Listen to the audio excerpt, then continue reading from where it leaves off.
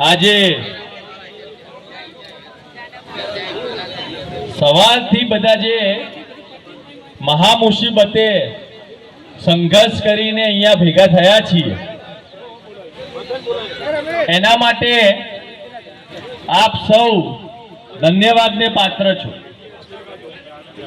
કારણ કે આપણો જે સમાજ છે એ સમાજ સંઘર્ષ માટે ટેવાયેલો નથી। પછી એ કોઈ પણ પ્રકારનો સંઘર્ષ હોય, ડોક્ટર બાબા સાહેબ ભીમરાવ આંબેડકરની અને તથાગત ભગવાન ગૌતમ બુદ્ધની પ્રતિમાનું અનાવરણ હોય કે કોઈ એટ્રોસિટીનો મુદ્દો હોય કે કોઈ પણ બનાવ બન્યો હોય તો બેસવું અને વિચારોનું આદાન પ્રદાન કરવું તે આ સમાજના શરીરના રોમ રોમમાં બહુ જ ઓછા પ્રમાણમાં છે। અત્યારે આજે સભા ચાલી રહી છે, સભામાં કેટલી મોટી સંખ્યામાં લોકો આવ્યા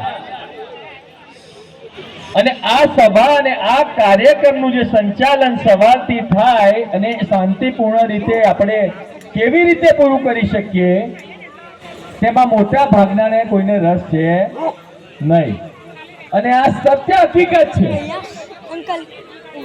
આ ખુરશી જે ખાલી દેખાય છે ને તમને એ ઉદાહરણ છે।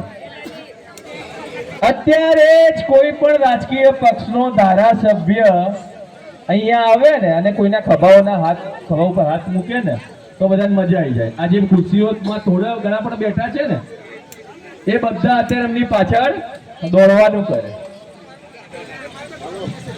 આ જે મુવમેન્ટ છે, આ જે સંઘર્ષ છે, પ્રતિમા સ્થાપિત કરવાનો સંઘર્ષ નથી। તમે જાણી લેજો, વિચારી લેજો, આ વિચારોનો સંઘર્ષ છે।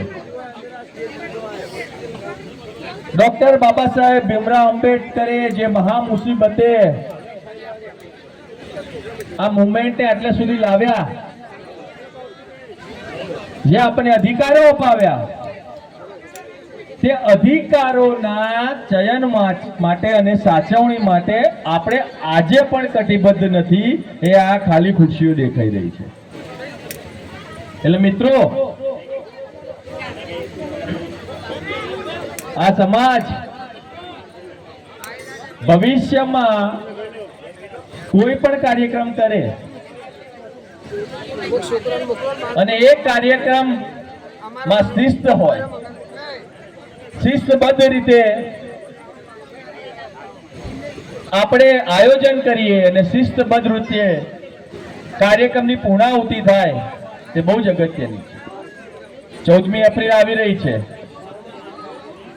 એટલે એવી બધી જ પ્રજાઓ જાગશે કે જે ડોક્ટર બાબા સાહેબ ભીમરાવ આંબેડકરના નામે 13 એપ્રિલે સવારે જાગશે અને 14 એપ્રિલે રાતે 12 વાગે સૂઈ જશે।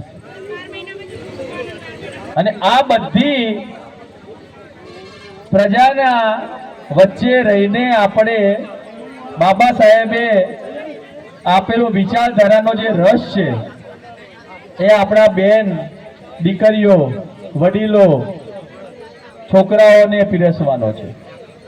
આ વિચારોનો આંદોલન છે। આજે આ ગામમાં ભગવાન બુદ્ધની અને ડોક્ટર બાબા સાહેબ આંબેડકરની પ્રતિમા સ્થાપિત થઈ, પણ જો ભગવાન બુદ્ધના વિચારો તમારા શરીરમાં ને તમારા જોહનમાં નહીં ઉતરે તો આ પ્રતિમા સ્થાપિત કરી એનો કોઈ શ્રેય આ ગામને મળશે નહીં। કાર્ય કરવું બહુ અગત્યનું છે, પણ એને ટકાવી રાખવું બહુ મુશ્કેલ છે। બુલંદી ઉપર પહોંચી જવું ને એ બહુ આસાન છે, ફટાફટ પહોંચી જાઓ, નેતા ફટાફટ બની જવાય। પણ એ નેતા બનીને ત્યાં બેસી રહેવું અને સમાજ માટે સતત પ્રયત્ન અને કામ કરતા રહેવું એ બહુ મોટી વાત છે। હવે આવા સંઘર્ષને લઈને જ્યારે આપણે નીકળ્યા હોઈએ અને આ સંઘર્ષ સાથે આ જ્યારે આપણે જીવવાનું, જ્યારે ઉનાનું આંદોલન થયું અને દલિત પેન્થરે એટલે ગુજરાત બંધનું એલાન આપ્યું અને પછી જે આંદોલન ઉપડ્યું, મારી ધરપકડ થઈ, એના પછી જે કેસ આગળ ચાલ્યો ને હમણાં જ એનો ચુકાદો આવ્યો ને 5 જણના જેલમાં નાખ્યા. પણ એ ચુકાદો તમે વાંચશો તો તમને ખબર પડશે કે આ સરકાર, આ પોલીસ તંત્ર અને જે પણ સામેના પક્ષના વકીલો હોય છે એ વકીલો આ બધામાં કેટલી મિલીભગત કરીને કેસને નબળો પાડતા હોય છે. આ બધી વાતનું આપણે ધ્યાન રાખવું પડશે. આના માટે આપણે સંઘર્ષ કરવો પડશે, આપણે વિચારોનું આપ-લે કરવું પડશે અને એના માટે આ કટિબદ્ધ થવું પડશે. સૌથી પહેલા બાબા સાહેબે અને તથાગત બુદ્ધે જે વિચારો આપ્યા, આપણા દીકરાઓને રોજ 2 પાના પુસ્તક બાબા સાહેબની ચોપડીઓ વંચાઈશું ને, ખાસ આ બહેનોને ઉતારવા જેવું છે.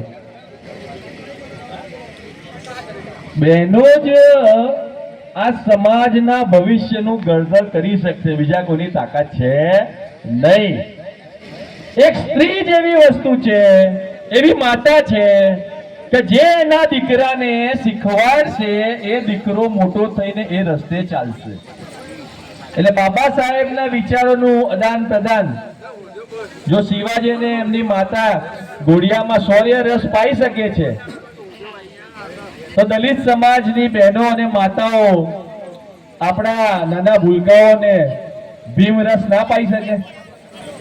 અને જો એ ભીમ રસ તમે પાસો તો આવનારા 20-25 વર્ષમાં અમારા જેવા આગેવાનોને ભેગું થવાની જરૂર નહીં પડે, કોઈ એટ્રોસિટીનો આવો બનાવ નહીં બને. આપણે આપણા સમાજની જાગૃતિમાં બહુ મોટું યોગદાન આપવાનું છે.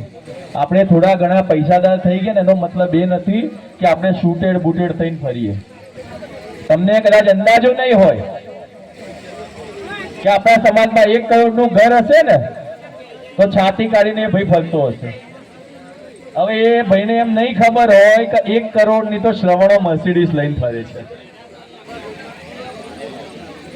તમારો જેટલો આખો પગાર છે ને એટલો તો એ મર્સિડીઝમાં પેટ્રોલ નાખે છે.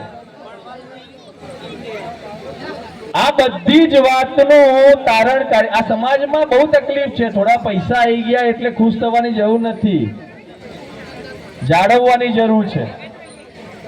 સૌથી વધારે શિક્ષણ પાછળ આ પૈસા ખર્ચો. અને નાના ભૂલકાઓને ખાસ કહેવાનું, ભણો ભણો ભણો. આ જન્મમાં ભણવા સિવાય કોઈ એવો કોઈ જ દેવતા નથી જે તમારો ઉદ્ધાર કરવા આવશે. ખાલી એજ્યુકેશન. જો તમે ભણશો અને તમે તમારા પગભર હશો તો તમે તમારા પરિવારનું જીવન ચલાવી શકશો. પરિવારનું જીવન ચલાવી શકશો તો તમારા સોસાયટીમાં કોઈ હશે તો એમની મદદ કરી શકશો.